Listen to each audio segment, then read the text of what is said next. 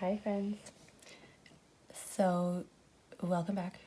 I did rebrand. I mentioned I might be rebranding in the last video, and I have. Rebranding sounds so weird because I don't know. I guess it's a brand. It's really just a soul passion side project. Calling it a brand makes it seem like it's a business for, I don't know, it just feels weird somehow. I probably need to look at that and get comfortable with the idea of self-branding and inviting in that energy. But anyway, that's a topic for another day. So the new name is Salty Tarot, lest I forget. Salty Tarot, in the sense of, you know, a little bit spicy, a little bit salty. I just thought of an oracle card that one of the other readers that I follow pulls sometimes, or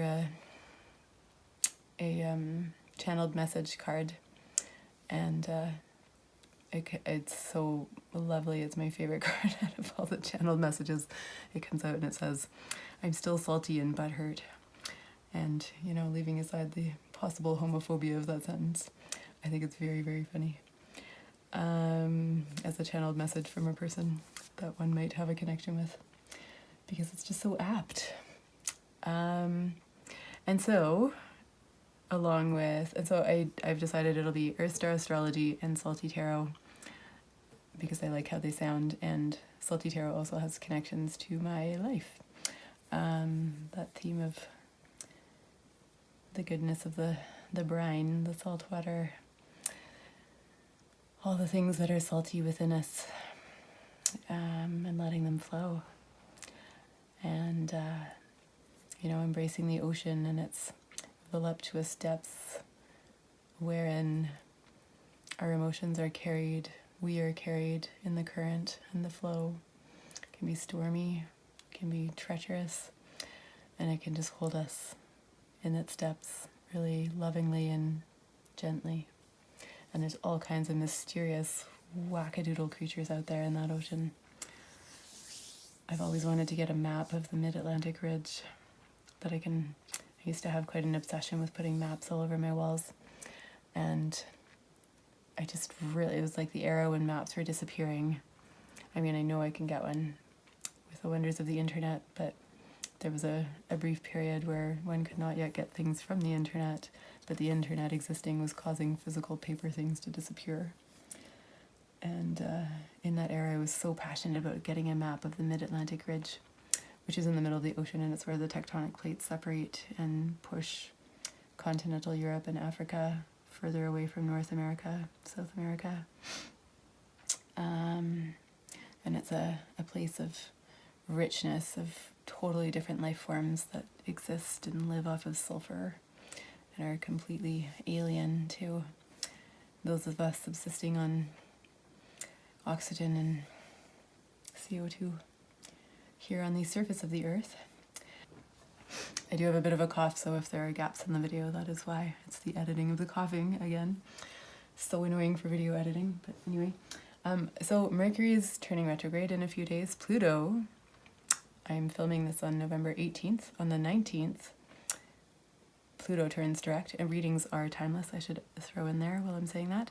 Pluto does not turn direct. Pluto moves into Aquarius out of Capricorn. So Pluto's been in Capricorn for about 20 years.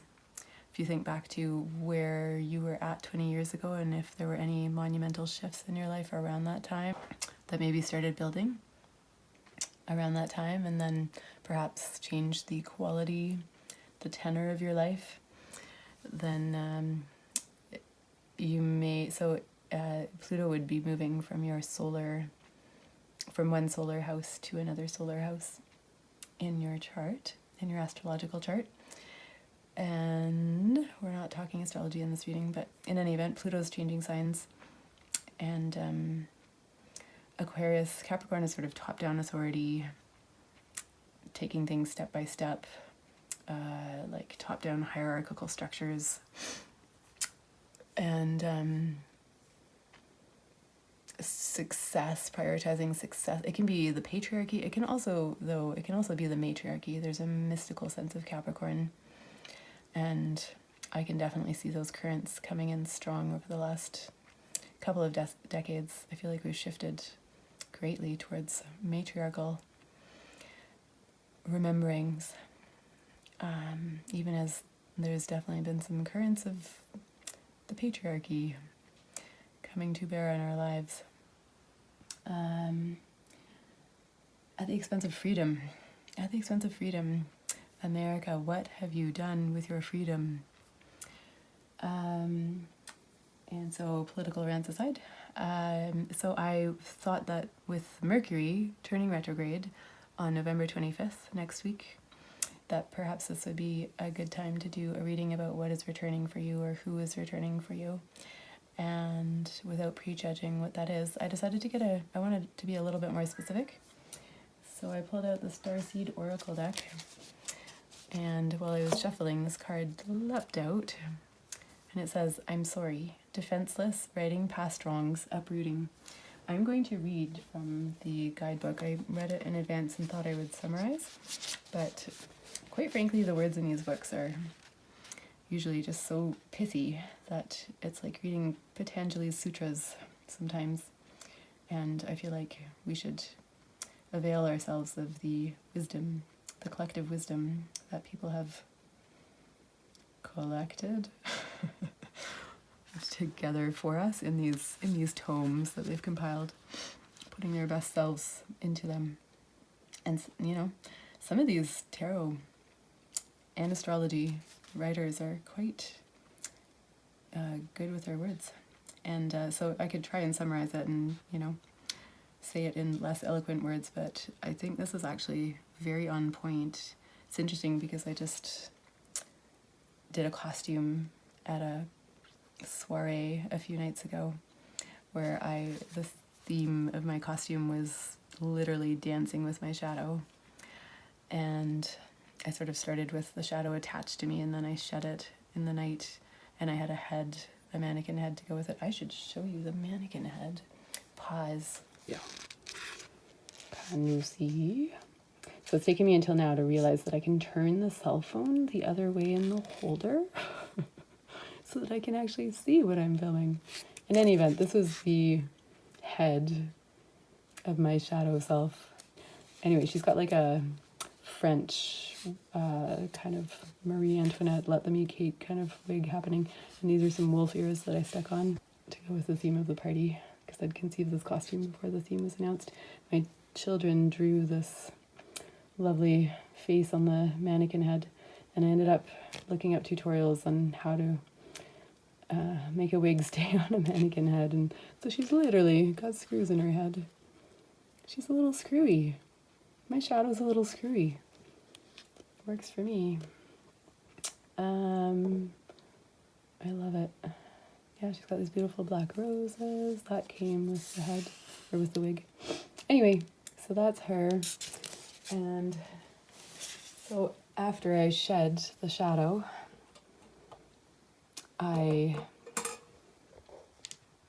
cannot carry a thought sometimes. Okay, let's back up.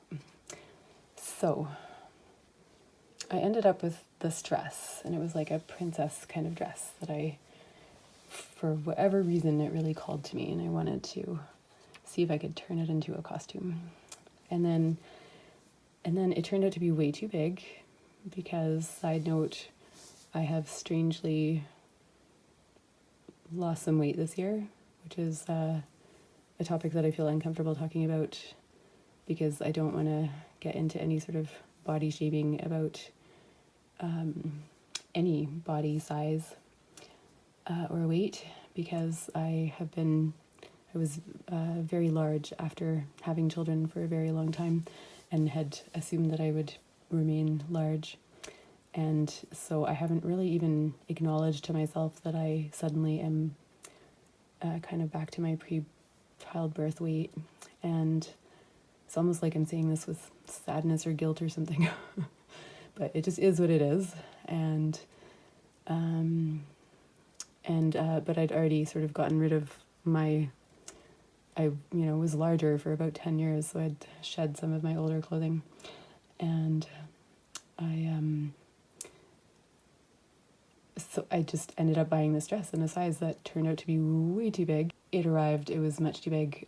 I considered hemming it, and then I ended up buying the same dress in a smaller size, which still turned out to be too big, and I had to do some adjusting, but it worked. I made it work. And then as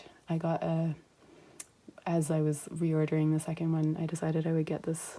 It was like the ghost version of the same costume, and it came with that wig. I thought the wig might be useful in the actual costume, and it came and it was the wrong color. I thought it was going to be blonde and matching the first dress, but it did not. And so it just ended up on the mannequin head, and there it stayed until it suddenly became an inspiration in a costume, because we decided, my co-conspirators and I decided I should somehow create a scarecrow second person to come along with me, which was it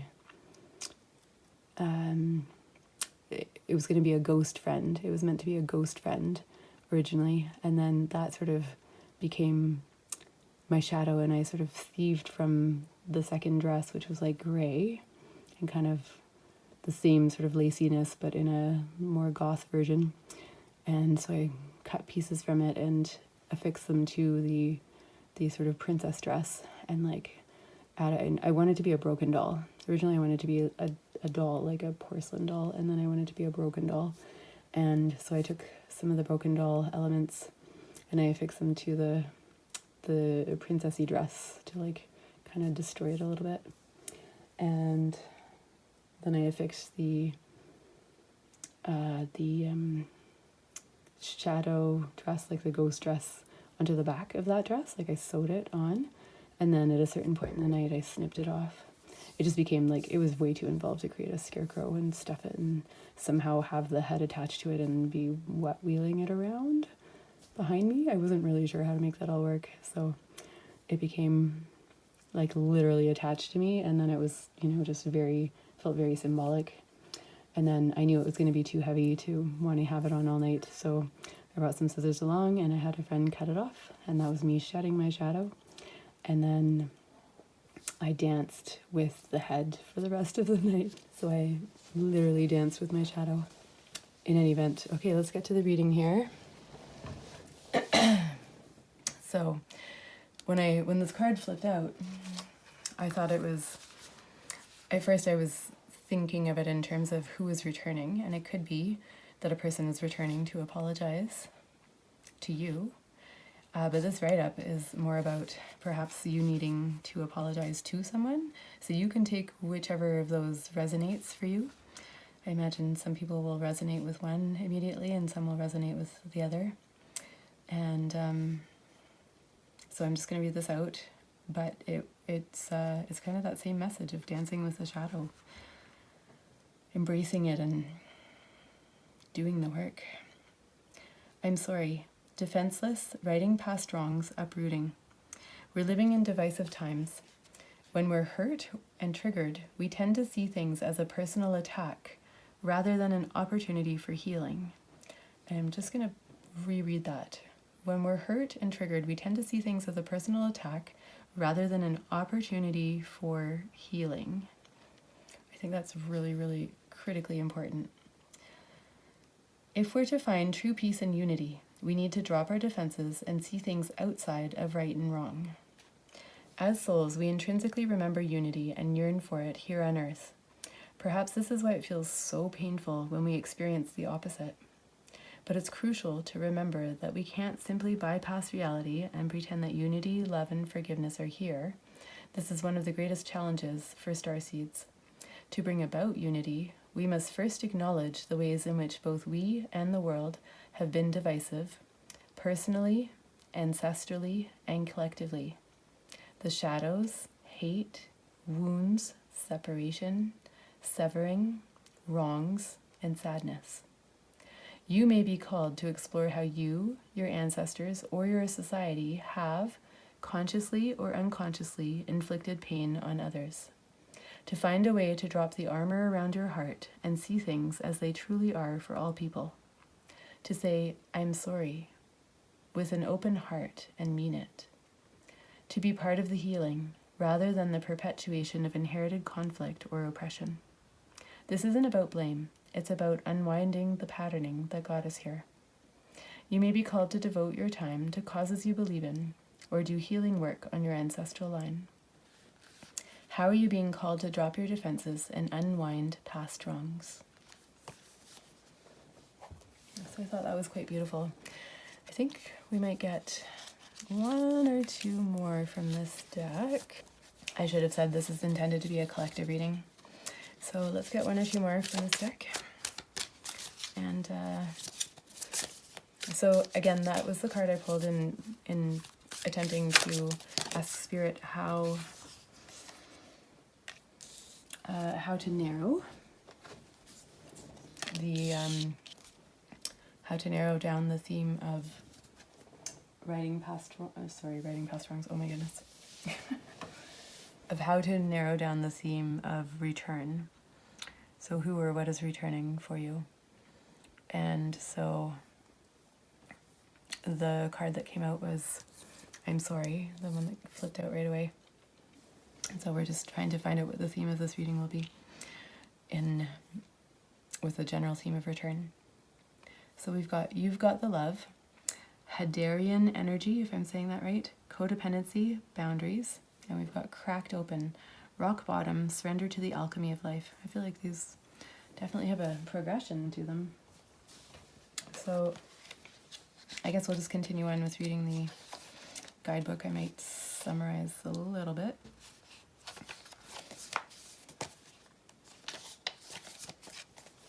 You Got the Love.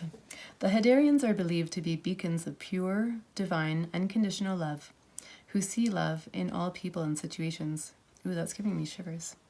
Ooh, that's a little resonant for me. Hope it's resonant for you too. As a result, they find it hard to have boundaried, interdependent, oh no. As a result, they find it hard to have boundaried, interdependent, healthy relationships because they only see the unconditional nature of those they meet.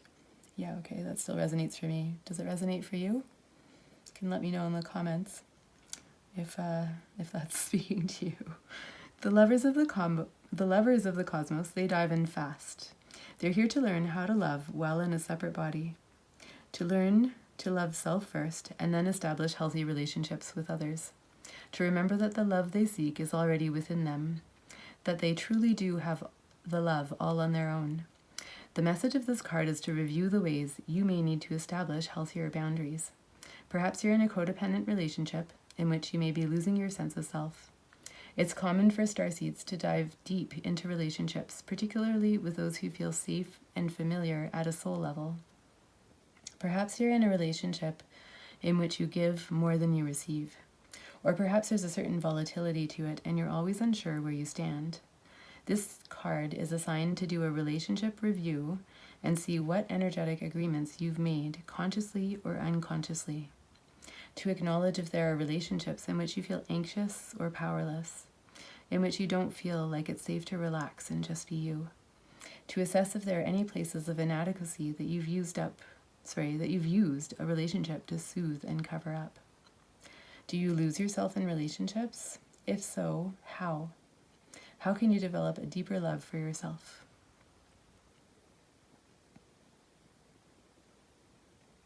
I'm just going back to that first little bit. Beacons of pure, divine, unconditional love who see love in all people and situations. They find it hard to have boundaried, interdependent, healthy relationships because they only see the unconditional nature of those they meet. Okay, and Cracked Open.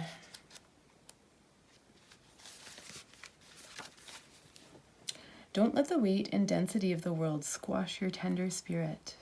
Instead, let it call even more of it home, into your body. At the center front of your life, it's through the extreme pressure of life's trials that diamonds are cultivated. It's when things are at their darkest that we cultivate proper faith and our light is ignited. It's through the crumbling that we can allow our wounds to be alchemized. Let your pain, sorrow, and losses make you, not break you. Let life alchemize your tragedies into gold. Be open to being cracked open, wide open. It's the difficult times that help us grow in leaps and bounds and in ways we could only dream were possible. But first, they have to crack us open. Sometimes it hurts like hell. It's nature's way. Whether you let it happen or not, it's going to happen, so surrender to the process. It's how the light gets in. Ooh, little Leonard Cohen reference there. A little nod to the Canadiana. When your heart cracks open, a space is created for your soul to more fully enter. When your soul cracks open, a space is created for the grace of the Holy Spirit to enter. Let your trials, your sorrows, your pains, and your losses transform you into more and more of yourself. Stay open to the possibility that your tragedies, your losses, your sorrows, and your hurt happened for you, not to you. Bless the thing that broke you down and cracked you open, because the world needs you open. Surrender to the alchemy of life. How can you let life crack you open?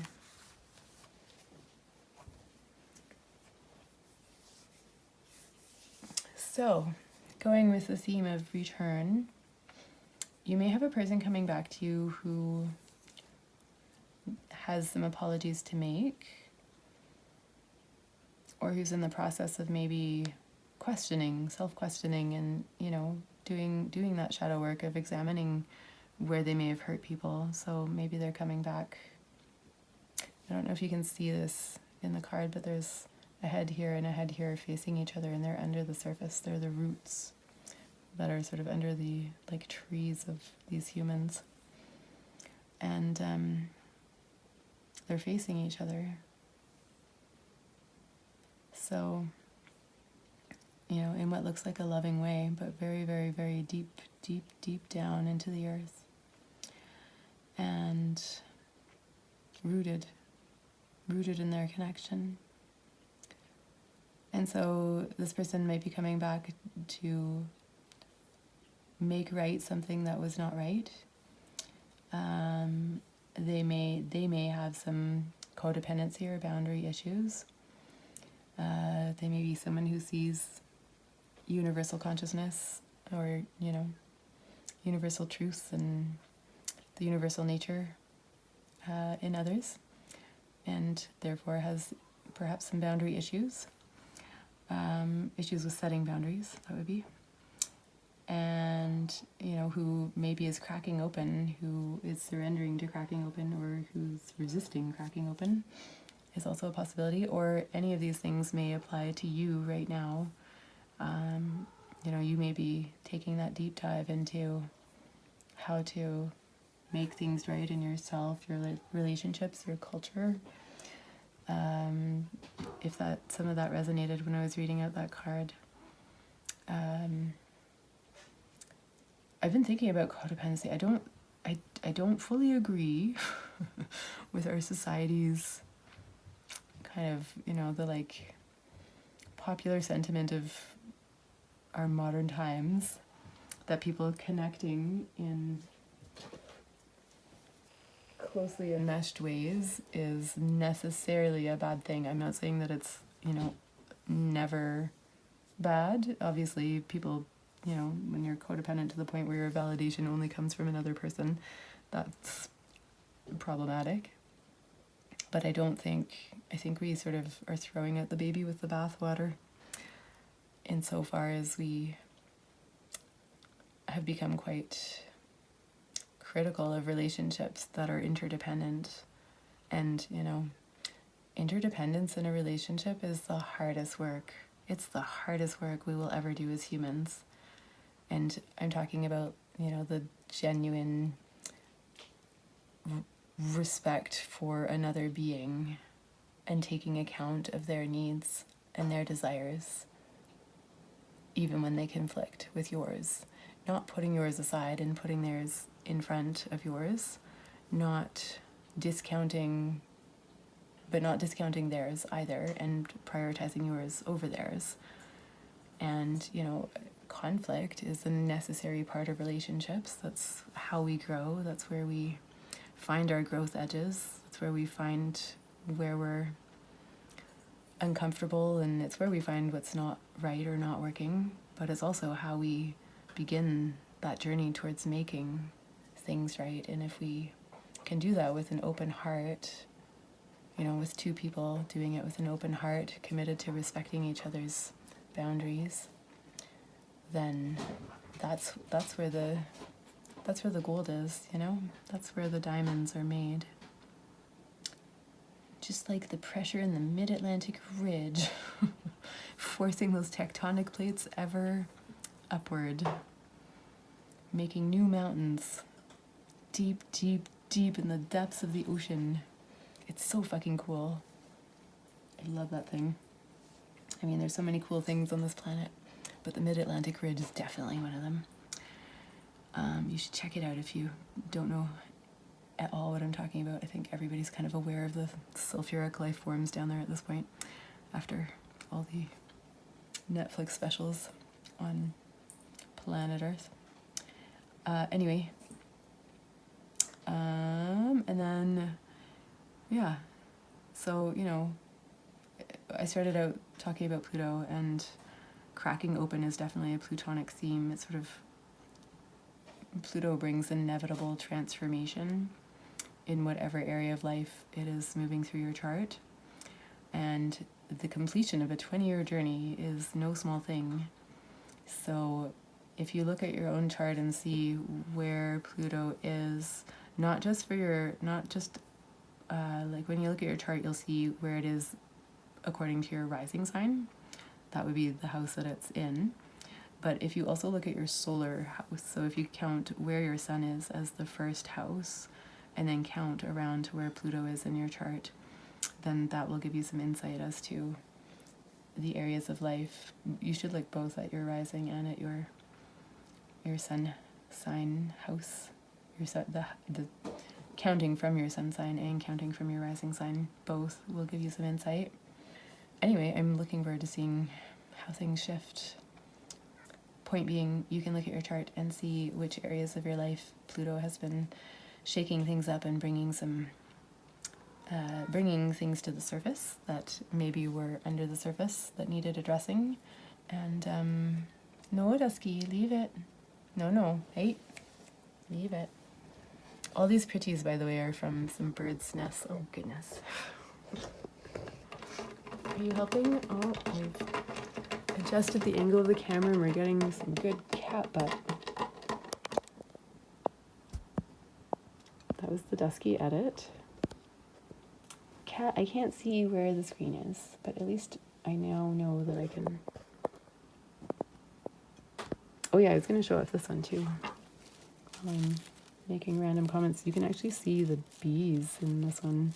It was dead on the ground. I didn't kill anything to harvest this, but there are some like little pods where there's careful, no, you leave those candles alone. Nope, I know it smells good, but you can't eat it. It will burn you. Speaking of shadows, anyway, there's like remnants of bees or wasps or whatever. I think it was bees in this one. Maybe? No, this might be a wasp nest. There's a little wasp butt right there. Very cool little pretties. And anyway, they were all displayed in these bird's nests that I have. And so Dusky's checking those out. Okay. All right, so let's move into tarot. And then we might come back to some oracle cards at the end. I'm still so excited to have found my Crow Tarot again that I am going to continue on with this deck for the time being. Spirit, please tune me into the collective, to who or what is returning, and what they need to know about it. This is intended to be a brief little reading, just in between work and more work. But then I rambled.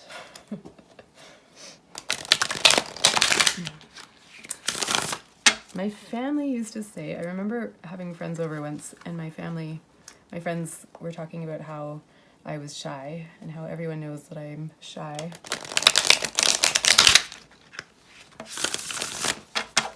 And, you know, that I don't talk much. And my family was just kind of giving them quizzical looks, and my mother said, "Really? Because we just can't get her to shut up."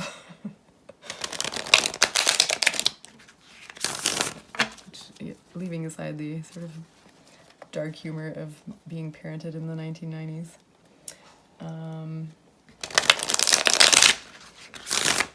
In my irreverent family. I can't see parents using language like that about their children these days, but maybe, I don't know. It was funny at the time. And it just kind of points to how we can just be very different in spaces where we're more comfortable, less comfortable.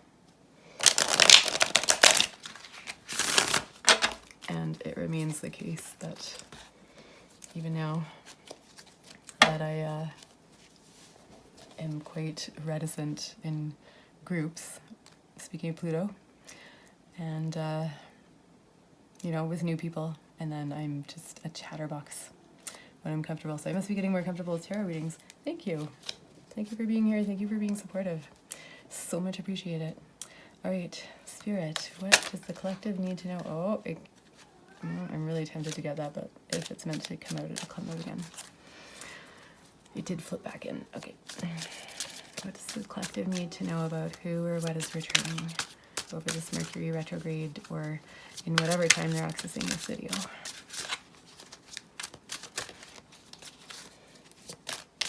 Who or what is returning? And what are they bringing? Okay, I have this policy that I'm just going to take the top one when too many cards flip out. We've got the World. That's an interesting World card. It's got a scorpion. It's got a lion. It's got a crow, of course. A crow with a crown. And it's got, what is that creature? Oh, I think it's a bull up in this corner. Can you see?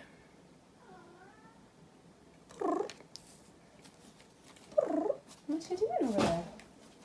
Oh my goodness. Oh, that just came out. We've got Judgment in reverse. Careful, Dusky.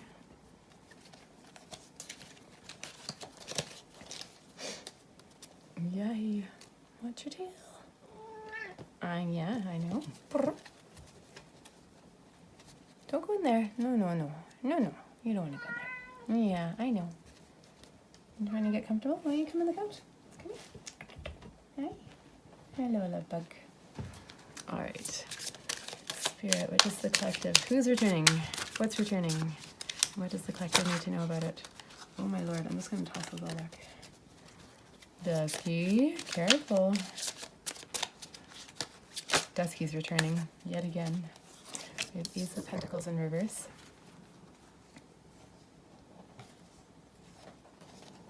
You know, having just said that, now I'm looking at these cards, and once I've looked at them, I can't really not look at them. Ace of Pentacles in reverse, but then we've got the Two of Cups, and we've got the Ace of Cups, and they really did all just come out together. So that's interesting energies, because we've got a reverse ace and a upright ace with the Two of Cups, and that it's the Ace of Cups and the Two of Cups. Anyway, let's keep going. One more card, please, Spirit, for what is... Ow. For what is returning for the collective. Wait. Okay, we've got the Seven of Pentacles here. Can we please get a clarifier for the World? Clarifier for the World, please. Okay, I'm running out of room on my little makeshift table here. Might have to do some buddying up. Clarifier for the World, please, Spirit. We have the Eight of Swords in reverse. Let's see, you can probably come to about there. I have a card straight. I can actually observe this in real time. make them straight for you. I cannot believe it has not occurred to me until now that I can, what am I trying to say? That I can actually look at what I'm filming by turning the camera around. I don't know why it took me so long to figure that out. You know, sometimes I'm not very smart about just earthly details. It's that starseed energy. I'm not all here sometimes. Okay, and judgment. Clarifier for judgment in reverse, please, Spirit. That was way too many. We've got the King of Wands. Clarifier for the Ace of Pentacles, Two of Cups, and Ace of Cups, please, Spirit. Oh, and then back in. Keep going. We've got the Moon. That seems apt. Clarifier for the, oops, I think I just straightened that. Okay. Oh no, there's two. They snuck in. I didn't even see that I'd gotten two there. We've got the Nine of Cups and the Five of Wands. Okay. So, what I'm seeing here is so something ended.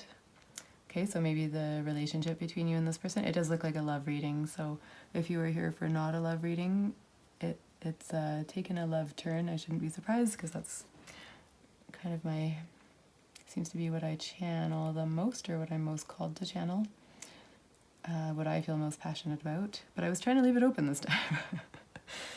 It's funny, because even when I try and access tarot card readings, you know, I love watching the love readings. They are what makes my soul sing, but every now and then I feel guilty that I've watched, you know, a couple too many, and I try and like pick a different reading on any other topic, and, you know, like, what does your soul most need to know right now? What's coming for you in the next month? You know, what's that? And inevitably it all goes back to the same topic that I would have been accessing other love readings about, which I find really amusing. Because, you know, your higher self is calling it in. You're not calling the shots. You think you are, but you're not. Apparently, our subconscious minds control 95% of our actions. I heard in an attachment theory video recently. Right here on YouTube. So it must be true. I heard it on YouTube, so it must be true.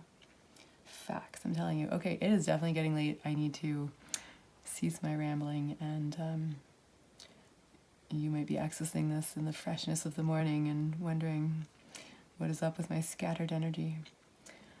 Okay, so there was something else I wanted to say. Let me just pull it up, because it wasn't just about endings necessarily. It could also be about the end of a cycle. So it could be that there was, you know, even a karmic negative cycle happening in a relationship interpersonally between you and this person, and that might be coming to its completion. So somehow there's a cycle here. Either a cycle's already ended, and this definitely speaks to me of a return, a person returning, or a connection returning, which doesn't mean that, you know, you'll necessarily be together and say your wedding vows and go honeymoon at the mid-Atlantic ridge and live happily ever after. But it does mean that there's, I think, some return for the purpose of discussion, processing, healing, which is very Mercury retrograde. I'm not saying that you won't be honeymooning at the mid-Atlantic ridge. I hope that's coming across as probably makes absolutely no sense if you don't have a completely dry sense of humor the way that I do. You obviously cannot honeymoon at the mid-Atlantic ridge unless you are in a very well-built aquatic monitoring equipment, and probably not human. But I don't know, I amuse myself. That's what's important, right? I amuse myself. If you find it funny too, cool. Okay, so I just, like I literally just tell myself jokes all day long when I'm, in a good mental state anyway. And they're probably, my family would get it. My family would think it's hilarious. But really, there's very few other people who really, truly get it. But anyway, if you're one of them and you find me amusing, I would so love to know that. This is like my third mention of putting something in the comments, which I would love it if you put things in the comments because it helps the algorithm. That's not why I'm saying it though. I genuinely am feeling a desire to have more of a conversation with people accessing the readings. So I must be getting more comfortable, and also it is definitely bedtime and I should stop rambling. Anyway, I am enjoying the tarot readings. I was like, ooh, can I just slip one in? That's what she said. Okay, so this world card might be speaking of a separation between you and this person. And so it may be that this separation is what's coming to an end. There might have been a phase of no contact. There might have been some toxic cycles playing out, or, some shadow work, since we started with shadow work needing to be done. And so, if this person is cracking open, or if you are, there could be some shifts, that like something's being, I think I said this 10 different ways. So something's being closed out and there's a new beginning. And I say that cautiously without prejudging what the beginning actually will be or will mean.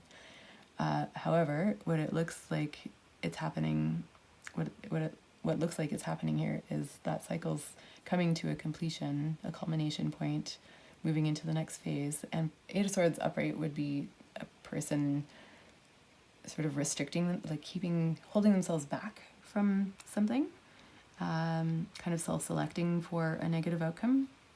That's how I read that card. And so Eight of Swords in reverse. I'm just going to read this out because there's a lot of wisdom again. So coming out of no contact, a whole new outlook, no longer holding back out of fear, coming out of silence, coming out of separation, facing one's fear, maturity, self-acceptance, recognition of one's own power and responsibility after a long struggle with doubt. That moment where you suddenly realize that you've been creating your own prison, where you realize that you have been holding yourself back. It's not circumstances holding you back in this situation. So I'm talking about your person, if that's what resonates for you, or if it resonates more for you as yourself, then take that.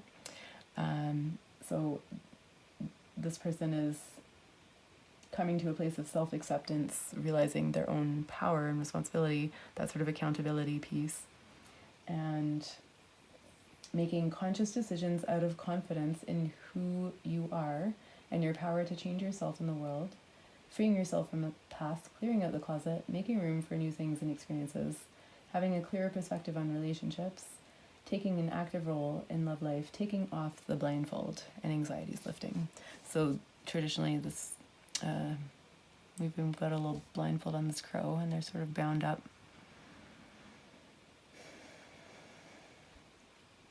I just wanted to go off on an environmentalism rant because this is a bird bound up by some ribbon, and we might be able to take our blindfolds off, but crows can't necessarily.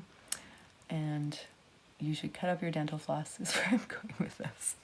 You should cut your dental floss up into tiny little pieces after you use it, or any string that you're throwing in the garbage, because okay, this is a little insight into my brain. So one, I think about the birds that will become ensnared, and it really does affect seabirds in particular, small seabirds, and like their legs can get caught and they just get completely entangled. And dental floss is plastic, it's like pieces of plastic. That shit does not break down. So have the grace to cut up your dental floss for the sake of those seabirds that otherwise would become just basically stuck. It's like the separation is ending. The cycle of feeling like the separation has to exist is ending for this person. That's what I'm seeing. Yeah, again, so same as with Eight of Swords upright, we've got Judgment would have sort of unfinished lessons, self-doubt, ignoring intuition, ignoring the universe, ignoring synchronicities, signs, you know, messages that are coming through from your higher self, resistance, essentially. And, or failing to learn lessons, your inner critic coming through, doubting yourself or telling yourself negative messages. And again, we're talking about your person here. Holding back, that turning point where you can make or break success. So very, very similar energies here, with a lack of self-awareness, fear of change, stuck in patterns. So the Eight of Swords upright would be that sort of the pattern, like being enmeshed in one's own patterns, sort of being trapped by your shadow without realizing that, you know, you can open your eyes and adjust just slightly. And it's helpful to have a candle right here, a light source as well.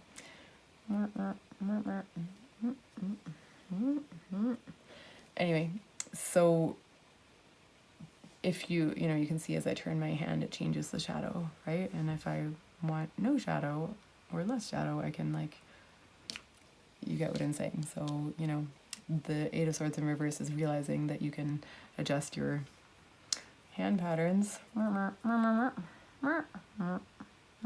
Okay, gotten a little squirrely.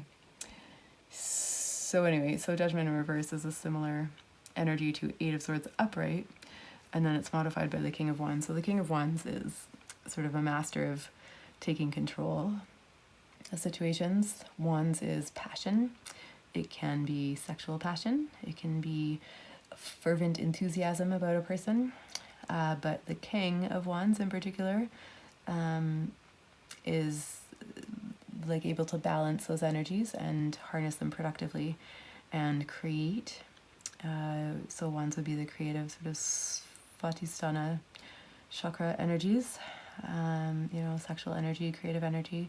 So the King of Wands would be that person who's, or that aspect of yourself or oneself that is able to pull the inspiration through and actually generate an outcome from it. And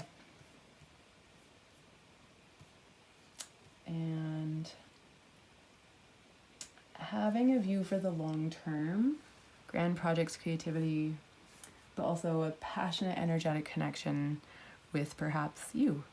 So your person may have had some intense self-doubt, maybe a lack of confidence, and it's they're coming into this King of Wands energy of feeling that passionate connection, and just having a, like, coming into their own leadership qualities in respect of the connection.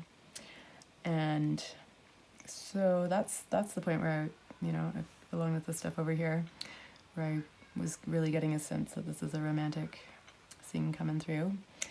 Ace of Pentacles in reverse. Ace of Pentacles is the energy of, oh my goodness, what's going on? Come here, silly boy. What is going on over there? So Ace of Pentacles energy is, it's like manifestation, it's beginning energy, starter energy, bringing things to fruition. So reversed, that's not happening. And so again, this is where, these are the cards of where we're starting, and then this is what's happening now or during this Mercury retrograde, or, you know, in the upcoming cycle for you, whenever you happen to be accessing this reading.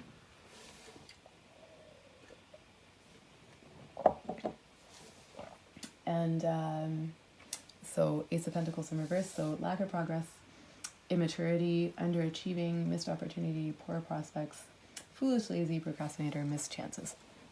Okay, so what chances has this person missed? Well, union with you is what I am seeing here. So having a connection of depth where you're both on the same page, where you're intermingling your energies, perhaps your bodies. That's all sounding quite delicious. I really love this card. Holy hell. Wow, we've got the caduceus with the two snakes intertwined like the proper caduceus. We've got two crows snogging each other. We've got a snogging in the kissing sense is what I meant. We've got a heart, like an actual palpitating heart. I feel like I can hear that heart beating. And there's one heart, 2 crows and 1 heart. We've got the lion, so being in your regal energies. And this lion is a winged, it's like the winged caduceus.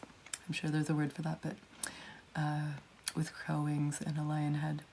It's quite beautiful. And then the 2 cups are flowing into each other, flowing back and forth with a lotus underneath and some other stuff going on in the background. Quite a beautiful 2 of Cups card. And so anyway, this person has held themselves back, had self-doubt, had maybe doubt about the connection. In any case, they just missed the opportunity to pair bond with you. And in a what looks like a really beautiful, beautiful way. Like a connection of depth and intimacy, and just like I was talking about in the beginning, you know, interdependence in that way that is not denying the selfiness or the selfhood of another person, but just coming together and, you know, making your decisions together from a place of respect for the other, for oneself. You know, just a very healthy connecting energy is what this card is speaking to me of. Ace of Cups is the energy of feeling up, you know, a strong emotional connection of something beginning. These all came out together. So again, before you can have the 2 of Cups, you have to have the Ace of Cups. So again, it's creative energy, passion, new romance, intimacy, a spiritual connection, having a really strong spiritual bonded connection with each other. Rekindling things, possibly. So I don't know if you've been through several cycles with this person.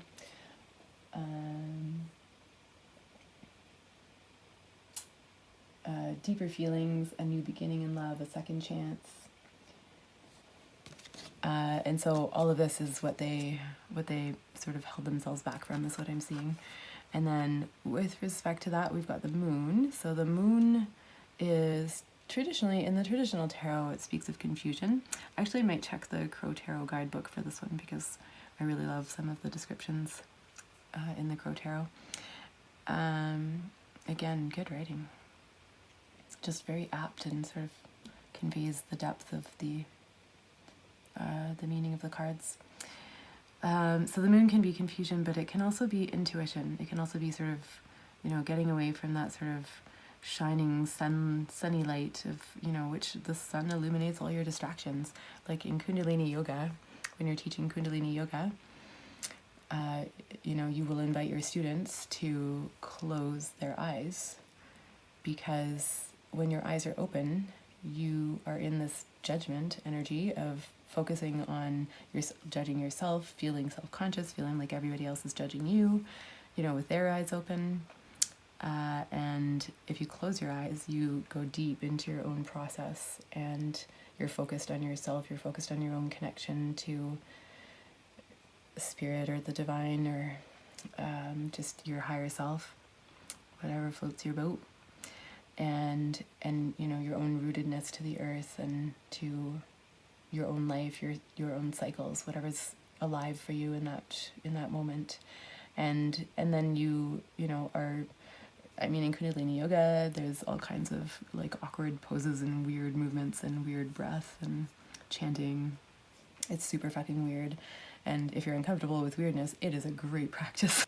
It is a great practice, because if your eyes are closed and you allow yourself to experiment and play with, you know, everything that makes you self-conscious in doing the movements and doing the breath work, you know, if you just let yourself be a weirdo, it's a really, I feel like improv, you know, is kind of the same way, you know, for comedic effect in that case, in which case you're inviting judgment, but at least in yoga you're dispensing with the judgment, trying to sort of get real with yourself, which I feel like you would need to do in effective, real, hilarious comedy anyway, but I digress.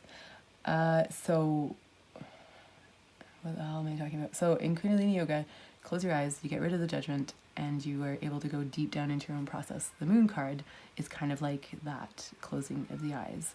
You close your eyes to the light to the sun's energy, you go into those shadows and you sit with them and you get real with them, and you will perceive things that you could not have perceived had you kept your eyes open, had you been awake to all the distractions of your life that the sun illuminates. So, you know, it's great to be in the sun's energies. It feels really fantastic and joyful.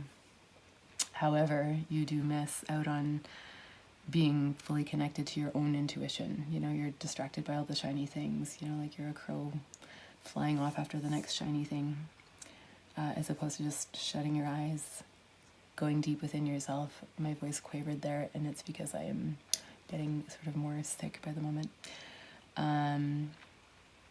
Speaking of going internal, I need to go get horizontal and internal with my own dream state. I'm in very good spirits though, and I just have accepted that I will often be ill when I am completing large projects, and I'm so proud of myself for what I did this weekend. So I'm actually feeling really, really good and at peace with my sickness, especially as I don't have to leave the house for anything for the next little bit. Okay, rambling again. So this person is perhaps going in and, you know, looking at where they need to apologize, as we were talking about before. They might be just going into their own shadows and sort of making peace with their own intuition, being alive and open to their intuition in a way that maybe they were closed off to before. Maybe before they're in this energy of, you know, holding themselves back from their own inner knowing. And at this point they're coming into a place of dancing with their own shadow, of being comfortable with the messages that are coming up for them about this connection, about, you know, the possibility of this super fucking divine union, you know? Like, who turns up the Two of Cups? If you're turning up the Two of Cups in your life, you might have some shadow work to do, you know, and then this, like, you know, igniting yet spiritually connected passion that is just sort of, you know, this crow's kind of flying in and, you know, coming into union. And it's got to start with, you know, the spark, right? And that spark, you know, if you are uncomfortable with it in any way, which who isn't uncomfortable with letting another person in? I don't, maybe lots of people are not uncomfortable with that. I myself have a hard time with that, especially when things are new and untested. I think it's natural to be feel some dis-ease with one's own vulnerability as you connect with other people in deeper ways. You know, sometimes we try and keep things very surface in order to appease our ego and just keep ourselves so-called safe. And of course it's not real safety, is it? You know, if you're avoiding the deeper intimacy of more rooted connections with people, I mean, that's where the juice is, right? That's where the heart beats. That's where we learn the most about ourselves. That's where we do the word yoga means union, so that's sort of informing my vision here. So, and they say that in Kundalini yoga, it is said that that marriage is the highest form of union, and I have issues with the concept of marriage. I feel like it's a patriarchal construct based around ownership of women, or even female-bodied people, frankly. Sort of classifying and defining, you know, roles in ways that have served some people at the expense of other people. It's basically, you know, state-sanctioned slavery, traditionally. Maybe that's a loaded word, but, you know, in effect, half the population served the other half, and there are clearly lots of people who think that that was a great thing and that it should come back. And, you know, and if you're in a dynamic like that, then something as beautiful as this is clearly foreclosed. possibilities are foreclosed. Oh my goodness, that darkness just came right back in. Psh, psh, return to sender, return to sender. Clap, clap, clap it out.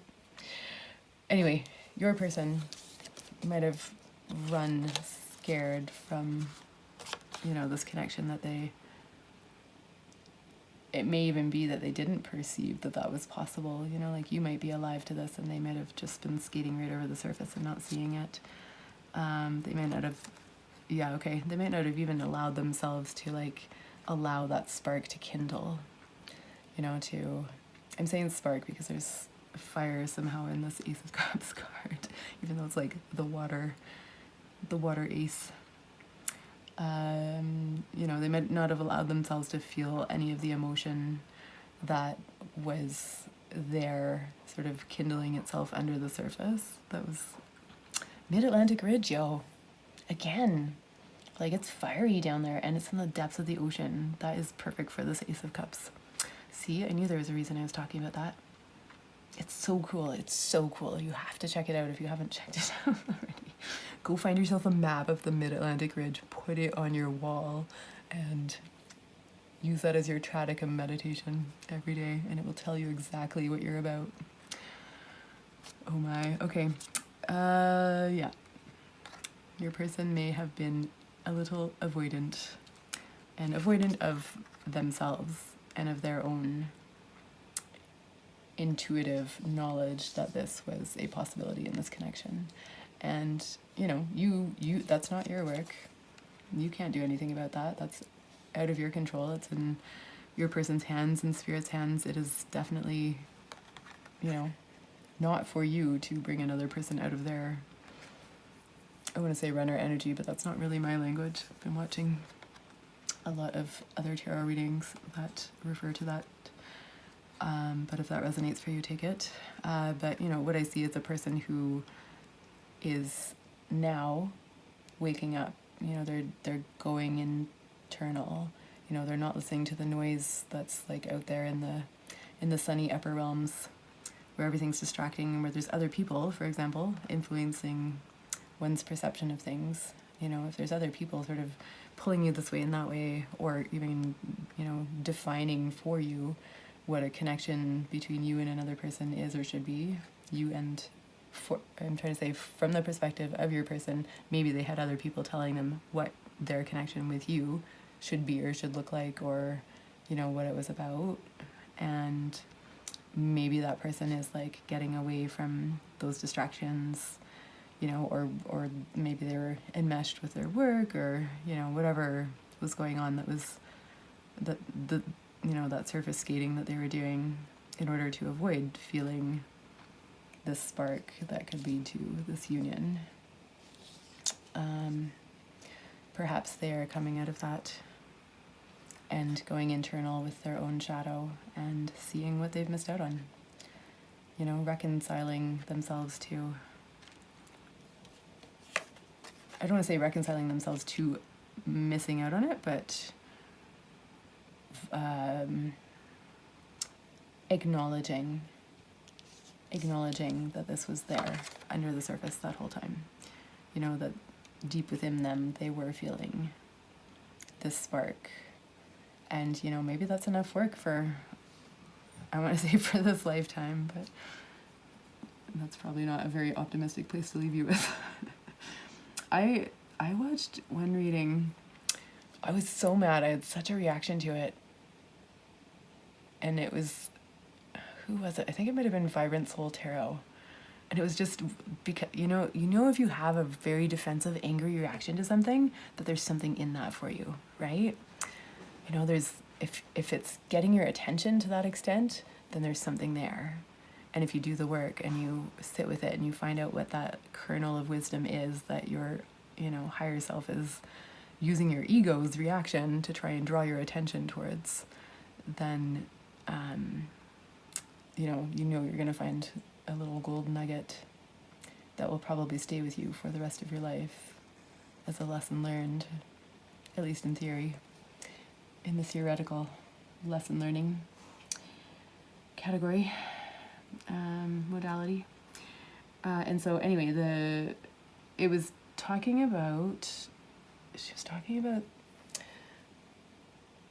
I think it was about past lives, having a past life connection with someone, going into what that past life was or, you know, might have looked like.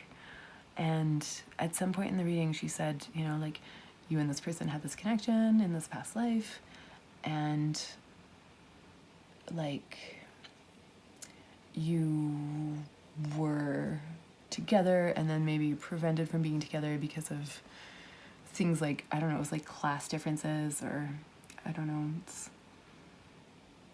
I just started watching a period drama today, so it's funny. But, you know, like there can be,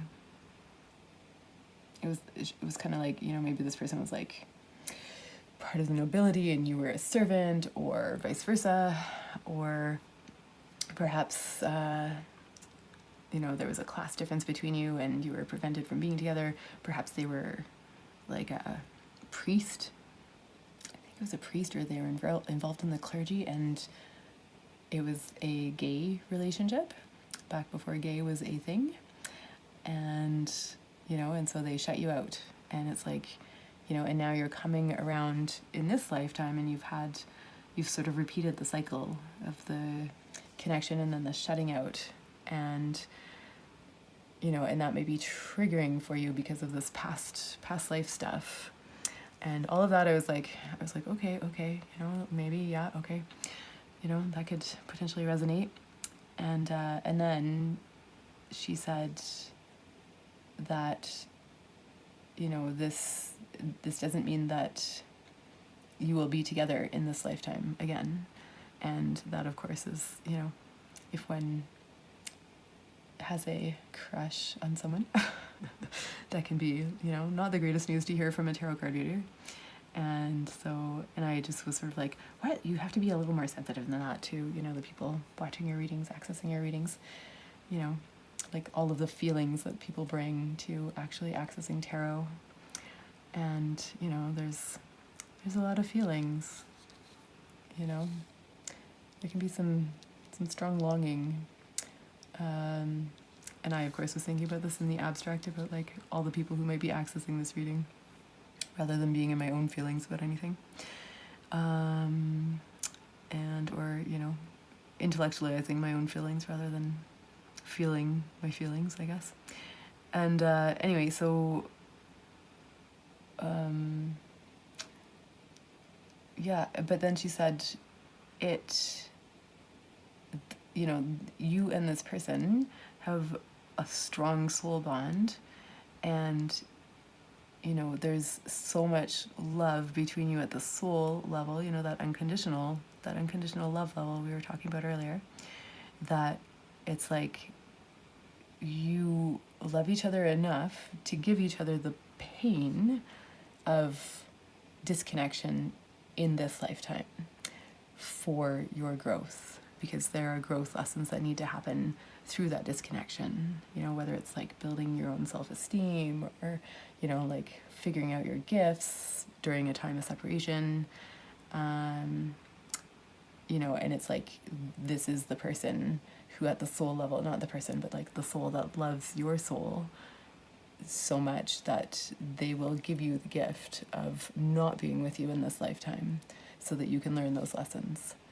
And I had such a reaction to that. I was like, that's crap. I mean, not quite, but it just was very resonant in a quite unexpected way. And, you know, just thinking about, it was almost like it's like reading a really beautiful poem and just kind of being struck by like even just the possibility of that, you know, being part of an interpersonal dynamic in the 3D. Like, it just was such a beautifully poetic way of thinking about human relationships that it stayed with me. Anyway, all to say, I'm not saying that you and your person will or will not be together in this lifetime, but I am saying that I think they have had to do some shadow work to even recognize that those feelings are there, and it does look like they're they're doing that shadow work, again, the moon on a surface ego level is confusion. And so if they are hanging out with their ego, they may just feel confused. They may be sort of intellectualizing their feelings, as you know, some of us tend to do. They may be, just kind of replaying things and just not able to make sense of why things happened the way that they did. And it could be that they're getting some hits from their intuition that if they're in a place of ego, maybe we should get another card for this. Yeah, when I get to this one, I want to read from the guidebook, because I read the write-up. For whatever reason, I just decided to read the write-up for that card and the other day. And it had an interesting take. But anyway, so the Five of Wands can be about being in ego, about like the different parts of the self sort of clashing and not like kind of working at cross purposes. But the guidebook here talks about that actually being a productive process that gets you somewhere in the end. Because, those parts may clash, but then they can harmonize. They may or may not harmonize, but they like get the job done. They get the task done that they're sort of conflicted about, and they do actually manage to produce something. I'd always seen the Five of Wands as like holding back from that. Anyway, we'll get there.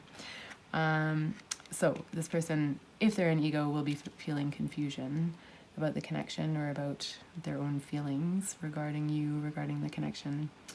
But I do see them going beyond the ego level and just breaking open to their own intuition and the messages that it might have for them. Hi. Hello, sweet boy. Hi. Come here. You going that way? Okay, you go that way. I was thinking about cats versus dogs and how I passionately love them both. And I'm probably more of a dog person, but one thing I love and really understand, I think, and get about cats is how to love them on their terms. Like how to... I was just thinking about how, cats in my childhood would go to the adults rather than, it was like my cat, but it wanted my mom, not me. And, kids come in with this sort of rushing, crushing attachment energy and, want to sort of make the cat love them or, make the cat cuddle them. And, cats are very autonomous beings and need...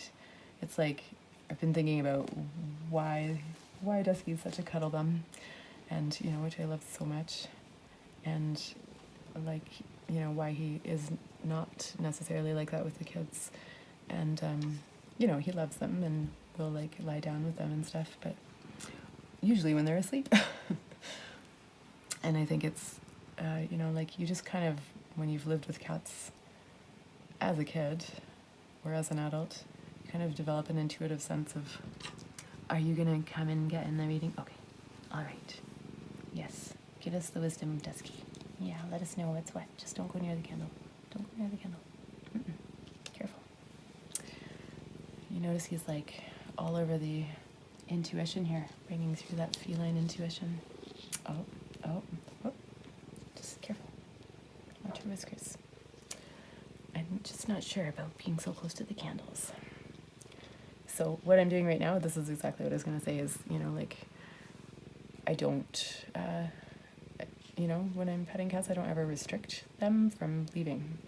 Basically, he likes his snuggles, but then he wants to be on his way. And I think the key is, of course, with cats to give them all the snuggles.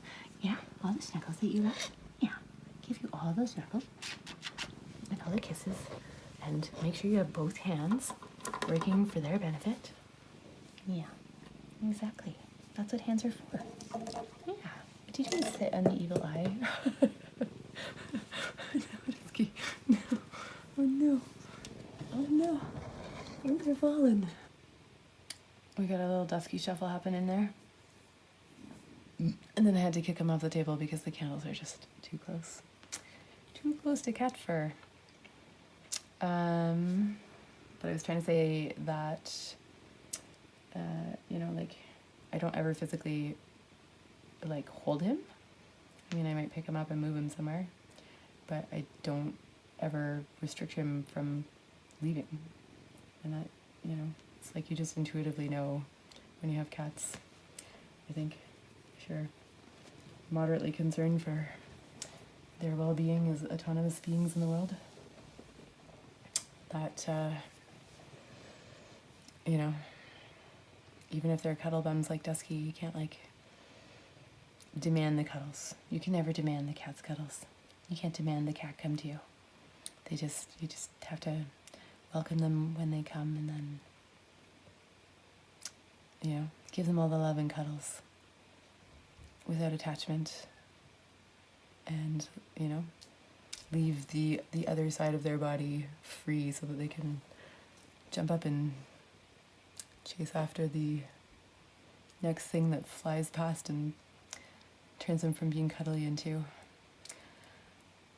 a hunter ready to pounce. Because there's lots of things to explore and be curious about, aren't there? I almost feel like I'm like a cat apologist right now. I think it's a beautiful, wonderful thing. And I think it's I just was noticing that my body intuitively knows this. And I was thinking about, you know, my daughter I remember feeling that same feeling of like, why does the cat prefer my mom? And it's because I think adults respect autonomy. Right? Yeah. Whereas kids really badly want to connect, and they kind of cling and force it sometimes. Not that my children are necessarily doing that, but, you know. We also have to learn how to indulge other creatures and give them all the love. Yeah. I much prefer dogs who just, you know, are straight up and like, come on over and get in there. But, you know, Dusky's kind of a dog in that sense. He's a dog who gets his fill and goes away after, which is kind of a perfect dog, really. He's a perfect dog. And my dog is kind of a cat. He, like, will tolerate cuddles. Sometimes he really likes them, but most of the time he just wants to do his own thing. It's interesting. And they're both kind of have struck a happy balance with me. And then there's Cosmos, who just, I think, doesn't quite have that confidence yet, but he's starting to. He's coming into this King of Wands energy. I'm going to turn him into a lap cat, mark my words. Love and autonomy. Love and respecting autonomy. That is the secret sauce, isn't it? Yeah, I don't want you on this table anymore. Yeah, that's good. Yeah, that's fine. I don't think it's good with the candles. Yes, they should, no. You should have more of a cover on them with curious kitties pouncing around. Yeah, I'm just gonna... You're very smart, though. You do respect boundaries. I appreciate that. Yeah. Verbally articulated boundaries, even. Yes, you're very good at respecting boundaries. You're very intelligent. Yes. Anybody who says that cats can't learn things is quite delusional, aren't they? Yes. And also, you train us, don't you? Yeah. Yes, you train us very cleverly. Yes, you do, just by instinct. I think it's all just instinct. Yeah, you just have the intuition. You can come on my lap, but not near the candles. All right, my little Duskers. Let's get back to our reading. Okay. And then I have to decide, oh my goodness, I wish you could see him cuddling me right now. He's like rubbing all over my face. You're so sweet. Yeah. Yeah, sweet boy. Okay, so Six of Pentacles, I don't know if I wanted the Five of Wands. Okay, we'll pause that. Okay, so the Six of Pentacles is equal give and take. So in relationships in particular, in relationship readings in particular, it can refer to where you can see the scales here. So, you know, the question is, are they contributing equally? So are both people in this dynamic contributing equally to the dynamic? Or is one person, you know, giving giving and not receiving back. And if you might relate to being the giving person, you might relate to being the receiving person. Either way though, you know, you probably sense that there is an imbalance, and you know, there can be a beautiful balance in imbalance. You know, like, relationships do not have to be symmetrical. That is one thing that I learned from the happy swinging gay male community when I used to work closely with them in my youth. You know, like, you can have a polyamorous relationship with asymmetrical rules, you know, guidelines, rules, boundaries, and that works, you know, for two people. And if it works for those two people, then who the fuck are any of the rest of us to judge? Like, only those two people know what's on the inside of their relationship. You know, anybody else with an opinion can sod off, you know? Like, for example, I had these friends who, you know, one of them just did not have a jealous bone in his body. And, you know, he would sort of try and pretend that he did sometimes for the sake of his partner's self-esteem. But he really didn't. And, you know, he had some boundaries around specific sexual acts, because you are over 18 if you're accessing this reading, right? You better be. This is not appropriate for under 18 folks. So he had, you know, boundaries around specific sexual acts, I think for STI reasons. But short of, you know, that limit, he was okay with his partner, you know, doing whatever, whenever, and letting him know after the fact. Partner number 2 was a little more normal, shall we say, average? Not normal. That sounds judgmental. It was a little more what one would expect of an average person in terms of jealousy levels, and, you know, had very, very specific sort of, like, you know, my friend was able to kiss other people, and kissing, I think there was no real rules around, you know, like, go ahead and kiss who you want to kiss, how you want to kiss them, that's fine, have at it. If there was to be something beyond kissing, then there had to be advance permission from the partner, or at least advance informing, not necessarily permission. And, like, you know, my friend's partner was only comfortable with my friend having dalliances with other people, provided he was aware. He was sort of kept in the loop of what was going on. And there were, you know, very specific acts that were okay and acts that were not okay. And, you know, the limit was like, if for my friend the limit was over here, it was like everything short of this. For the partner, it was like, it was a little more like this, you know, like, this stuff's okay, this is not okay. And, you know, this is only okay with me knowing in advance that you're planning to engage in that activity with that person at that time. And, you know, my friend did not feel restricted by this. He didn't feel like he needed to have, you know, like he needed to have the same openness that he was willing to grant his partner. It just worked for both of them. They accepted each other as they were, with their different boundaries and their different needs and desires and comfort levels, and they didn't, you know, last for their whole lifetime, but they lasted for a while. It was definitely the longest, most serious relationship that I witnessed that friend in during the time that we were close. And it really, I don't think the relationship ended because of the polyamory. I think there were other things going on, and it was just a really beautiful flow to witness, and it taught me a lot about, you know, like sort of unprogramming our minds from what, you know, TV or movies or just pop culture in general kind of leads us to believe is apt or right or correct about relationships. Relationships do not have to be one way. You know, there's as many possibilities as you can possibly dream up, you know, and like, I invite you, here's a good exercise, I invite you to sit down with a pen and paper and just start writing out, like, make a motherfucking list of, like, pardon my language, oops, don't fry me, YouTube. Make a list of what, you know, like, what you, I don't want to say what you fantasize about, but, like, I mean, interpersonally in a relationship, like, what would the perfect, whether you're in a partnership or not, what would the perfect relationship look like to you? Like, what are the components that it would have, like things that you do not think are actually possible in the real world? Like write them all down and just like get a picture, get a clear sense of what that looks like for you. And and like if you're not willing to give your partner the freedom maybe that you want in relationships, like that's okay. You do not have to censor yourself in writing your private little list of what you want. Like you don't have to have that editing voice in your head. Like just get in there and find out what your desires are. And that will make it possible for you to raise even the possibility, the prospect of having your desires met. And you'd be surprised, like especially in polyamorous contexts, like people are very generous. They're very generous. Like they really want to like help partners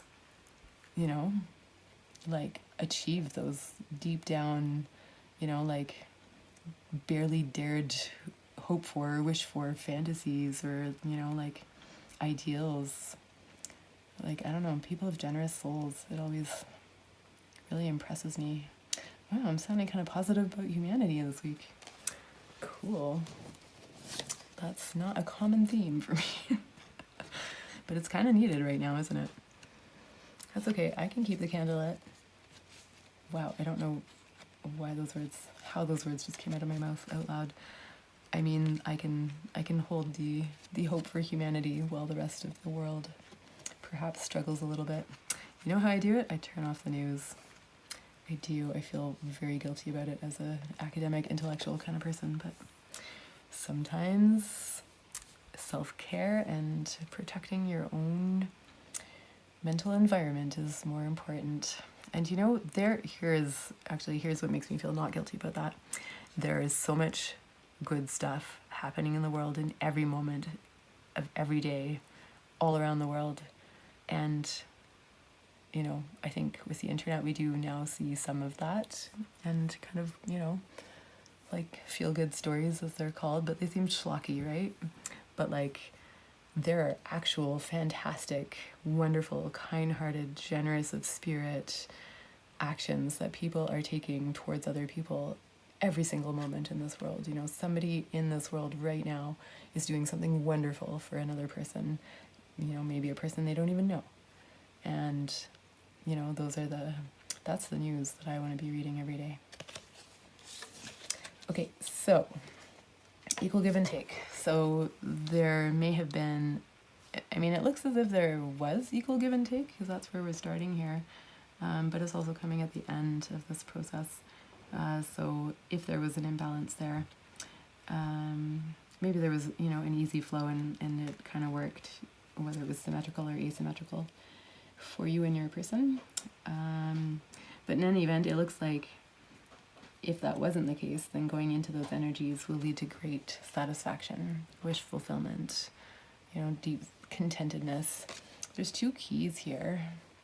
Crows being the sneaky little bastards they are. And not one key, not, opening one person's heart, but there's 2 keys there. And just this bounty. This is the best because the 9 of Cups in the Rider-Waite, the dude's just sitting there looking all smug and self-satisfied, but he doesn't have anything in his cups. There's nothing interesting going on in that card, just a dude in a weird outfit looking very pleased with himself. But this is like, we've got the abundance of the sunflowers, we've got the sun, we've got these 2 keys. They almost look like a weird little set of spectacles. For some reason I'm getting Book of Mormon reminiscences here. Perhaps you were in Utah accessing this reading, in which case you can take that as confirmation for you. I have a lot of, Utah's actually quite full of, speaking of, lovely, kind-hearted, generous humans. Utah is a place that abounds with such people. Anyway, there's some great stuff going on in these cups. There's fish, there's apples, pre-cut apples, no less. There's grapes, there's berries, there's a lotus. I don't know what those are, little chocolate kisses. They're probably some kind of berry. And the keys. The keys to unlock the hearts. So 5 of Wands can be a bunch of different people in conflict. It can be conflict. It can be conflict between 2 people with just like all the things going on. It can be that inside your own head. So it can be, you know, being in your ego, self-doubt, self-criticism, just like the different parts of yourself being like, and just not getting the task done or getting to the goal. But this Crow Tarot has I do love this deck. I'm so happy I found it finally. I didn't know where it was for probably about a year, at least a year now. 5 of Wands. 5 crows spar in the sky. Each crow brings with it a different color wand, symbolizing diverse histories, philosophies, and backgrounds. Although on the surface the conflict may look violent, the crows are competing in a cordial manner and not battling to the death. This card suggests that out of a friendly debate, a good amount of progress moves a project forward. The 5 of Wands may denote a meeting that brings various groups together to solve a single problem. So competing in a cordial manner, out of a friendly debate, a good amount of progress moves a project forward. So it actually seems like, I just got nervous that I wasn't recording. It seems like from this equal give and take, there's wish fulfillment, and then maybe this is, you know, the start of the next cycle. So maybe there's a new cycle starting here. There's some satisfaction and just like a really beautiful, you know, kind of like the 2 of Cups isn't here. So I don't know if we're talking about union, but there's definitely some equal give and take happening with like just feeling really, really good and satisfied, and, you know, maybe a first step on a new journey interpersonally between you. And then, you know, if there's conflict, it looks like it will be productive conflict, or the sort of conflict that is like bringing up the shadows for healing, like the breaking open. This is the kind of conflict that is like 2 people who are broken open in their interconnectedness and who are actually doing the shadow work interpersonally. You know, we got our own shadow work, and you got to do your own shadow work before you can possibly contemplate doing that effectively with another person. You know, in my opinion, or so it is said. I don't know, who knows? Maybe it can be productive interpersonally, maybe that can help you do your own shadow work, but you can't do somebody else's shadow work, except maybe energetically. I do think if you're in an intimate partnership with somebody, like an actual, like, acknowledged, you know, out loud, we are together intimate partnership, then I do believe that you can meditate some of that person's karma away for them, and that's a really loving and generous thing to do, for sure. You know, but it is not, strictly speaking, your work. It is not your work, and, you know, in a way you might be robbing that person of doing their own work by doing it for them, right? So it happened, the phone shut me down, but just right at the end, just as I was saying, what was I saying? Oh dear, I should have watched just the end of that and feel back into those energies. I'm just gonna do that, because I can do that. Oh wow, that candle is flaming. Good thing I put that cup under it. I almost didn't. I was like, nah, it'll be fine. Didn't think I was going to be doing a reading for this long. Okay, so I don't mean those as like passive-aggressive comments about how long the reading's been. I'm here for it. I chose this. I'm happy to be doing it. I actually have a big silly grin on my face right now. Yeah, so the video cut out, and I just watched the last minute of it to get back in the flow. And I was talking about shadow work. I was talking about how you can... I just want to just a side note, tangent. I am realizing editing the videos that I talk way too fast, and I get either nervous or excited, and for example right then, and I just talk really fast. I also live with small humans whose pace of speaking is much faster than that of adults. And like, you know, we just kind of get each other in that way. And I forget when I talk to adults that most adults need conversations to be a little more slowed down, or prefer it that way. I just, you know, have some frenetic, manic energy all the time. I have a lot of energy all the time. And if it doesn't have an outlet, it kind of goes sideways, which is why hugely complex artistic projects and random side ventures of tarot card reading on YouTube are actually really good for me. Really beautiful outlets that I am quite enjoying. Basically, I just go and go and go until I collapse, and then I get up and I go, and sometimes I have Mars in Cancer, so it's either full tilt, full throttle, or it's complete inaction. You know, lump on the couch, unable to move. Not depressed, just like sometimes I'm very, very low energy. And rather than being critical of myself for that, I try and embrace it. That is how I am, how I work. And I think it's a very natural cycle, especially if one is so energetic some of the time. It's pretty natural to come down and need a rest. Pretty healthy to rest. Anyway, back to your reading. So, equal give and take, satisfaction, wish fulfillment, possible internal ego battle, possible ego battle between you, but it does seem to be, in this deck in particular, it seems to be portending this almost looks like, they look like not paintbrushes but drumsticks.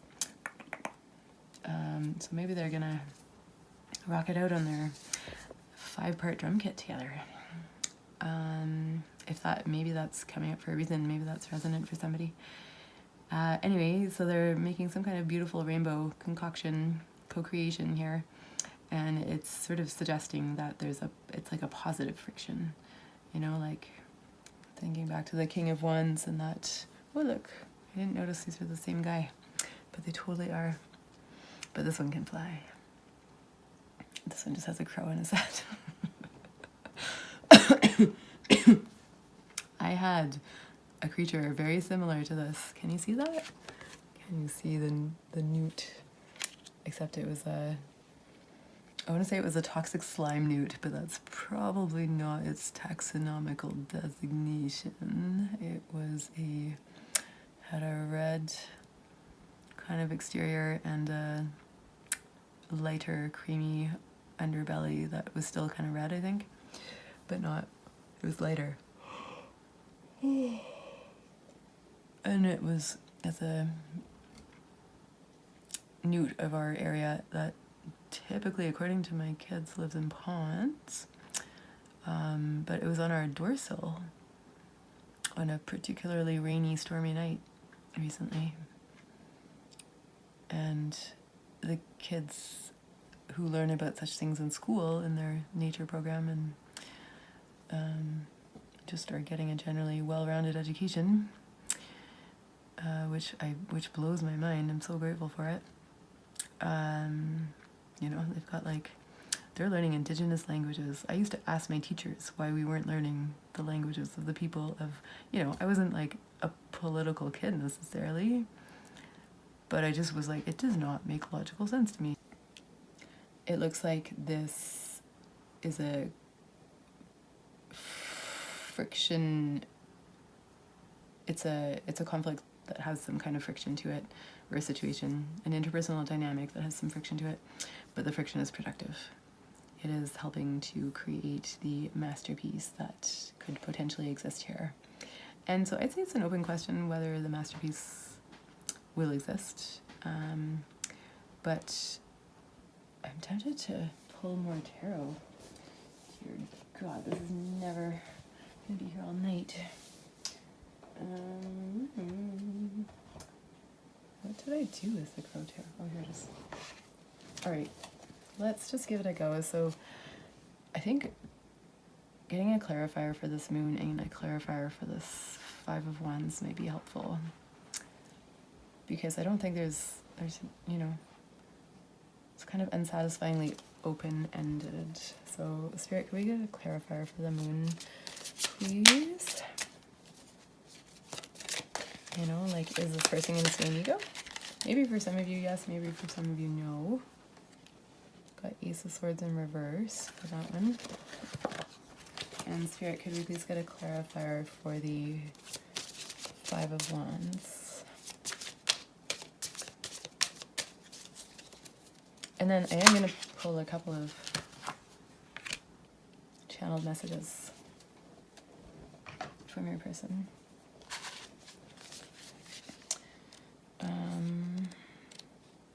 I'm just going to pull up this book real quick, like, wrong direction, because it does have reversals in here. The reversed Ace of Swords suggests that you're having a hard time completing a project because there's a lack of vision. So it looks like your person may not be maybe they're not quite tapping into their intuition effectively. So that intuition is available. There's all of this kind of behind the intuition that, you know, will come to the surface if they do that shadow work. But maybe they're not there yet. Maybe they're not quite there yet. But it does seem like they're coming back in.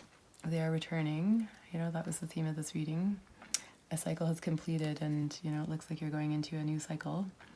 But it looks as if they're not... let me just pull up the cheat sheet, because that was like a sentence.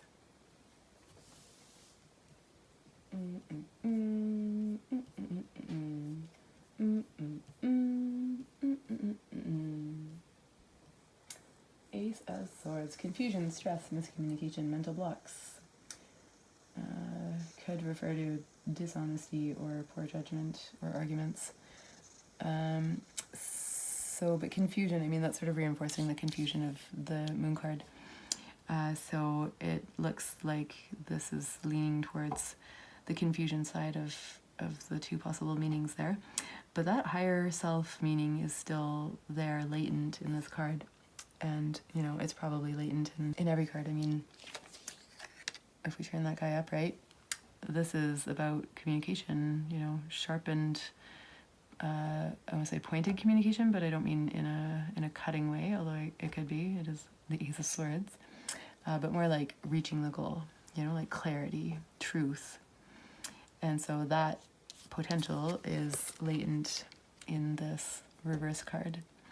And, you know, that clarity might have to do with the feelings that are under the surface for your person. And then the star upright is wish fulfillment. Let's see what it is in reverse. Lack of faith, loss of hope, disconnection, depression, negativity, impotence, despair, despondency. So,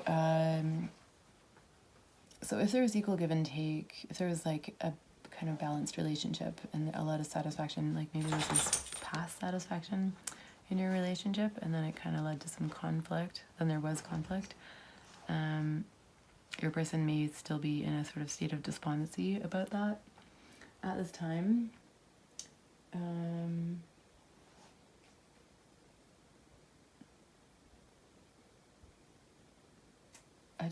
I glanced at the moon meanings.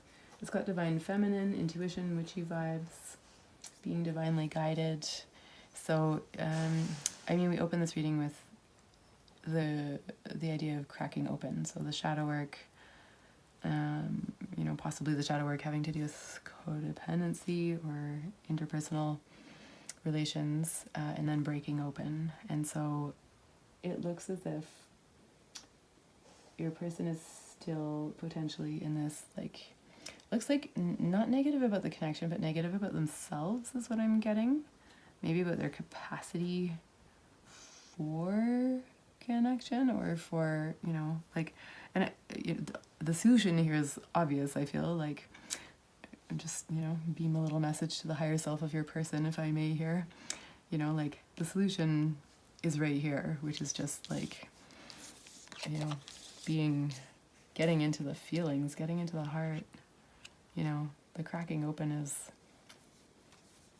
that's heart work. Not hard work necessarily. It's heart work. And, you know, the more we, like, you know, this can be sort of intellectualism, ego, like, you know, the competing swords. It's like, what am I trying to say? The voices, the like competing, the intellectualization of a situation. So, you know, like weighing the pros and cons, just, you know, analyzing, like analysis paralysis, just being too much in the mind about this connection. And if your person's able to go into their heart, you know, there's some really, like, it has to start here. To get here, you got to start here. You know, there's some sort of extreme beauty available to them. You know that. I don't have to tell you. That's why you're here. But if we could just, you know, beam that message out to their higher self on behalf of the universe, you know, and if they're lacking the confidence because they're too much in their mind, then, you know, it seems clear to me that the solution is for them to dive deep down towards that mid-Atlantic ridge and get into the oceanic emotions that, you know, and things come up. You never know what you're going to find in the deep. You just never know what you're going to find down there when you're doing your shadow work. You might find the most super ugly creatures you could possibly imagine that have no eyes and navigate with little dangling, I was about to say dangling pentacles. I don't even think tentacles is what I meant. Appendages, dangling appendages. Oh dear. Okay, we gotta shut this down. Yeah, so, and, but I do want to get a couple channeled messages and maybe some advice for you. I was gonna pull a white light oracle for you to like dangle this and then take it away, but I don't think there's time. This reading has far exceeded the time that I was planning to give to it. Alas. But maybe we'll use the Modern Witch Tarot and get a piece of advice for you. Let's do that after we pull some channel messages. So I did already pre-shuffle these with your person in mind, so Spirit, please do tune me in to the collective's returning person. And, you know, what might they want to say? I mean, maybe, you know, they could be returning in the 3D. It does look to me like there's a cycle closing and definitely some progress here. But maybe not, you know, it's the beginning. It's the beginning of a new cycle. It's not the culmination of a new cycle. It's just the culmination of the old cycle in the beginning of a new one. We have I Miss the Small Things. Aww.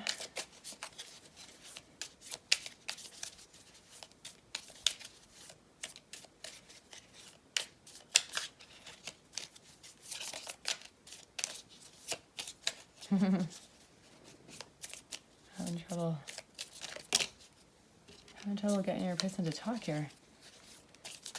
Spirit, please tune me in if there is something to be communicated from this returning person who maybe is not totally committed to breaking open and feeling their feelings. But do they have any messages for the collective? We have two more. We got two more. If that goes well, maybe a couple more after that.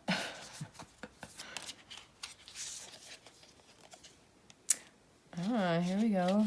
Weren't we talking about avoidance? I avoided you because I was afraid to get hurt. I feel like that's, you know, that's like a, what do you call it? Like it says the same thing twice. All those, you know, big words when new once upon a time, like getting that high school education, they fade over time. They're replaced by, you know, bigger concepts, I'd say, but all that book learning, it fades. Whoa. Just gonna throw this back and hope they come out again if they're meant to. I mean, they will come out again if they're meant to. Okay, a couple more messages, at least one more message for the collective. I mean, maybe I should have explained that more. It seems to me that it's obvious that it's a truism that if there's someone avoiding in a situation like this, you know, where that's available to them, you know, I think, I was thinking about this earlier. I haven't really heard anybody say it explicitly, but I feel like avoidant attachment is, like, it's just very obviously, clearly, a healing, no, like a, what am I trying to say? Like, if a person's avoidant, then there is the broken-hearted shell of maybe an anxiously attached person, or at least a person longing to connect inside. Like, that just seems quite obvious to me. One does not avoid except as like a self-protection, like an armoring around, you know, a very, very like powerful desire to connect, you know. And like, I think people armor to the point where they forget that they ever felt that way. They ever felt the desire to connect. But, you know, if we're exploding our shadows, then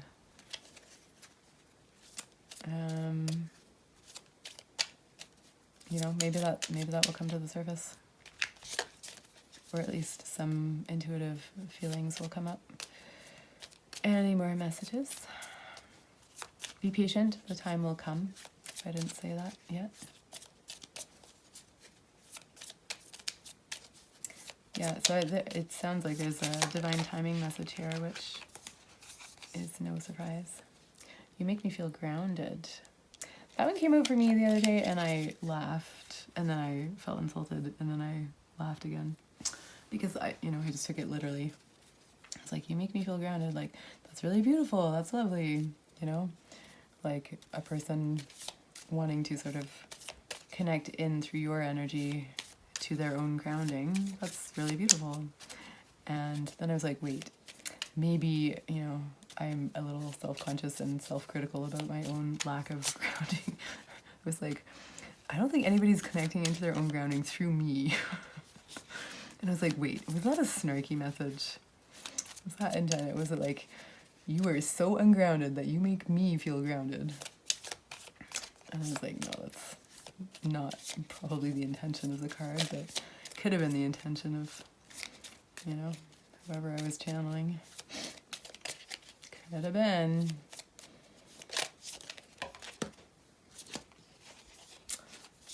Okay, this just popped out, and my pledge is to get the top card, but I can't help but look what's under it. We got yes.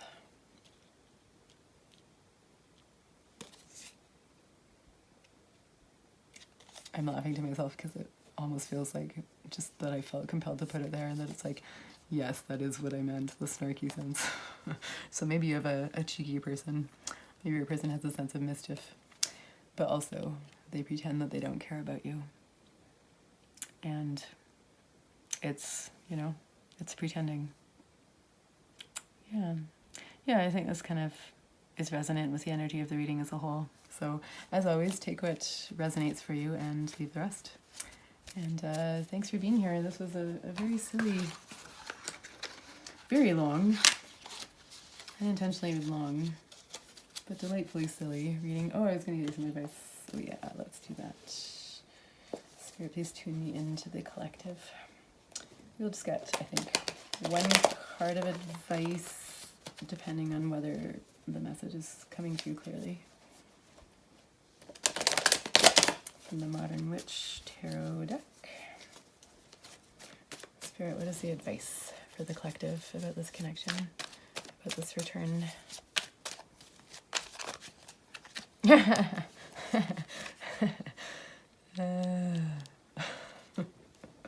That's funny. Well, upright moon and you've got your reverse moon. Release of fear, secrets revealed, truth exposed, dreams, repressed emotions being released, clarity and understanding. So I don't know if any part of this felt like it was describing you in the connection, then your advice is, to turn that moon upside down, that moon card upside down. So, get in touch with your intuition and bring it to the surface, bring that, freaky monster to the surface and give it voice. Get honest, get true. Bring up what was repressed and express it. And listen to your dreams, listen to your intuitive hits that are coming up. I saw something today that made me think that when people say always listen to your intuition, I hear something different from that than I think other people often mean by it. It just kind of hit me that other people mean listen to the red flags that come up for you. And what I have always heard from that phrase is do not give in to your fears, do not be compelled by those red flags. Like, hold open to the idea that that is your fear coming up, feel the fear and do it anyway, is what my intuition always tells me. But maybe that's because I'm a Hadarian? A Hadarian who only sees the universal loveliness in other people and forgets that we're here on Earth with lots of problems. In the 3D. Man, the 3D is rough. I question the wisdom of this whole system sometimes. It definitely has its pleasures though, doesn't it? We do like our pleasures. Alright, y'all. I hope this is helpful. Leave a comment. Again, I'm not soliciting comments for algorithm purposes, but it does help the algorithm, so if you have an inclination to leave a comment, that would be helpful in that sense. But genuinely, I would love to connect a little bit more and have more conversations and hear feedback. Feedback is always a gift. Kind, hearted feedback. As basic as like, you talk too fast. If I'm mentioning that I think I talk too fast, if it would be helpful for you if I slow it down, then please let me know. But kind words, please. I do have a fragile ego. I avoid people because I'm afraid to get hurt. And it has been quite vulnerable for me to dive into this, and I friggin' love it so much, and I feel kind of protective of that elation, as one always does, of things that cause elation, as one should. Yeah, that's what my intuition does. It protects my elation. Okay, thanks for being here. Good night. Bye.